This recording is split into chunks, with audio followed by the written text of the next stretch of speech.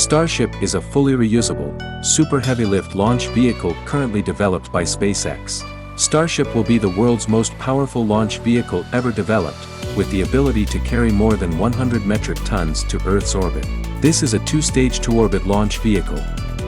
It consists of the Super Heavy booster and the spacecraft. The spacecraft has four main variants: cargo, crew, propellant tanker, and lunar lander.